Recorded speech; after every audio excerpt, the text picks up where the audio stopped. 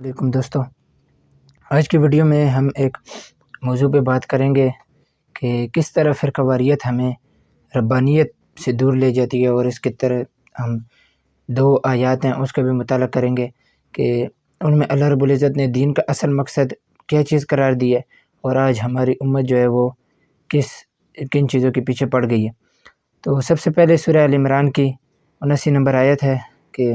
ما كان لبشر ان يؤتيه الله الكتاب والحكم والنبوة ثم يقول للناس كونوا عبادا لي من دون الله ولكن كونوا ربانيين بما كنتم تعلمون الكتاب وبما كنتم تدرسون ولا يأمركم ان تتخذوا الملائكة والنبيين اربابا أيأمركم بالكفر بعد اذ انتم مسلمون۔ اس آیت میں اللہ رب العزت نے جس شخص کو بھی اللہ نے شریعت کا، کتاب کا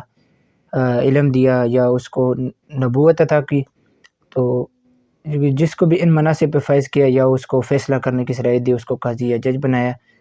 تو اس کو جتنا بھی اختیار دیا علم کا یا حکم کا، تو اس پر ایک یہ ذمہ داری عائد کی کہ وہ کسی کو اپنا غلام نہیں بنائیں گے،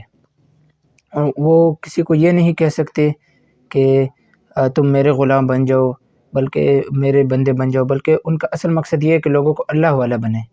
اور اس آیت کا ترجمہ یہ بنتا ہے کہ کسی بشر کی شان نہیں کہ اللہ اس کو کتاب یعنی کہ شریعت، فیصلے کی قوت اور منصب نبوت عطا فرمائے، پھر وہ لوگوں کو یہ دعوت دے کہ اللہ کو چھوڑ کر میرے بندے بن جاؤ، بلکہ وہ لوگوں کو یہی دعوت دے گا کہ لوگوں اللہ والے بنو، وہ جس کی کہ تم کتاب الہی کی دوسروں کو تعلیم دیتے ہو اور خود بھی اس کو پڑھتے ہو، اور نہ ہی اس کا حکم دیں گے کہ تم فرشتوں کو یا نبیوں کو اپنا رب بنا لو۔ مطلب یہ ایک کفریہ بات ہے، یہ تو ہمیں پتہ ہے۔ اور یہ آیت جس کنٹیکس میں نازل ہوئی ہے کہ اللہ رب العزت نے یہودیوں اور نصارہ جو ہیں ان کو اللہ رب العزت نے منع کیا کہ وہ اپنے عیسائی جو ہے حضرت مسیح علیہ السلام کو، یا یہودی جس طرح قرآن میں آتے کہ حضرت عزیر علیہ السلام کو رب بناتے تھے، تو اس بارے میں نازل ہوئی ہے۔ اس طرح دوسری جگہ آیا کہ وہ اپنے جو علماء یا پیر تھے ان کو بھی وہ رب بناتے تھے۔ مگر اس ویڈیو میں نے اس آیت کا ایک دوسرا اسپیکٹ، ایک دوسرا زاویہ نظر سے میں آپ کے سامنے بتانا چاہتا ہوں کہ اللہ رب العزت نے یہاں جس شخص کو بھی نبوت یا حکمت عطا کی گئی، اس کا ایک مقصد بتایا کہ وہ دین کے ایک مقصد پہ عمل کرے، اور وہ یہ ہے کہ لوگوں کو اللہ والا بنائے اور اللہ کی طرف دعوت دے، ایک اللہ کی نسبت کے ساتھ لوگوں کو جوڑے۔ تو دین کا اصل مقصد اللہ والا بننا ہے، ربانیین بننا ہے۔ اور اس کے سلسلے میں جو بڑی رکاوٹیں آتی ہیں، اس میں سب سے بڑی رکاوٹ فرقہ واریت ہے۔ جس طرح یہودیوں نے اسلام میں ایک فرقہ الگ بنا کے یہودیت اپنا فرقہ بنایا، اس طرح عیسائیوں نے اسلام میں سے الگ ہو کے نصرانیت الگ فرقہ بنا لیا، تو اس طرح یہ اسلام سے باہر ہوئے فرقے ہیں۔ اس طرح اسلام کے اندر بھی کئی لوگوں نے فرقے بنا لیے اور اپنی نسبتیں ان کے ساتھ جوڑنے کو فخر محسوس کرتے ہیں، اور اپنا اصل مقصد، اپنا اصل مدعا اس نسبت کو بناتے ہیں، حالانکہ اللہ رب العزت نے ایک ہی نسبت کو ہمارا مدعا بنایا، اور وہ ہے رب۔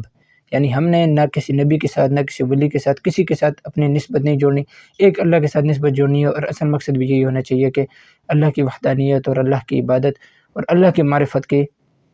ہم کوشش کریں۔ تو اصل مقصد یہ ہے کہ ہم اللہ کے ساتھ اپنی نسبت جوڑے، اور دوسرے نسبت کسی فرقے کی طرف، کسی علاقے کی طرف، کسی بزرگ کی طرف اگر ہم اپنا اصل مقصد بنا کے اس کی طرف اپنی نسبت جوڑ کے دوسرے مسلمانوں کو خود سے الگ کرتے ہیں اور فرقہ واریت میں پڑھتے ہیں، تو اس کا سب سے بڑا نقصان یہ ہوتا ہے کہ ہم اپنی اصل نسبت اور اپنی جو اصل ہمیں اللہ نے مقصد عطا کہ اس سے ہم دور ہو جاتے ہیں۔ دوسری بات یہ ہے کہ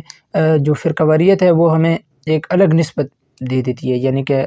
اسلام یا دین کا اصل مقصد تو رب والا بننا ہے، مسلم بننا ہے، جو یعنی کہ اللہ کے سامنے سر تسلیم خم کرے،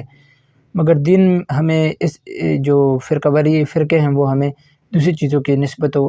کی طرف مبتلا کر دیتے ہیں۔ مثال کے طور پہ اب میں صحابہ کے ساتھ نسبت جوڑ لوں، یا اہل بیت کے ساتھ نسبت جوڑ لوں، یا کوئی بھی ایسی شخصیت ہے کسی علاقے کے ساتھ، بخارا کے ساتھ میں نسبت جوڑ لوں، یا دیوبند کے ساتھ، بریلوی کے ساتھ، تو یہ نسبتیں ہمیں اس اصل جو مقصد ہے اسے دور کر دیتی ہیں۔ میں یہ نہیں کہہ رہا کہ مطلب صحابہ کی آپ عزت نہ کریں یا آپ صلی اللہ علیہ وسلم کی آپ اطاعت نہ کریں، تو یہ ثانوی درجے کی چیز ہے۔ اصل مقصد جو ہے اگر آپ ان کو پہلے نمبر پہ لیں گے اور اصل مقصد کو دوسرے نمبر پہ لیں گے تو یہ بہت بری بات ہے، اور ایک سوچنے والی بات ہے کہ ہمارا یہ المیہ ہو گیا کہ ہم نے اصل مقصد کو چھوڑ کے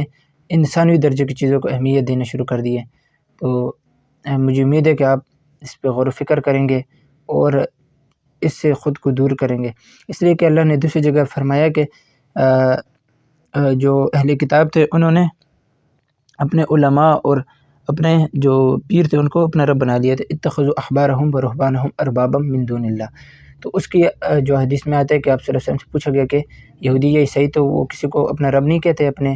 علماء یا پیروں کو، تو انہوں نے کہا کہ جس کو وہ حلال کہتے ہیں اس کو وہ حلال سمجھتے ہیں، جس کو وہ حرام کہتے ہیں اس کو وہ حرام سمجھتے ہیں۔ یعنی اصل مقصد، اصل مدعا جو ہے وہ اللہ کی کتاب یا اللہ کی جو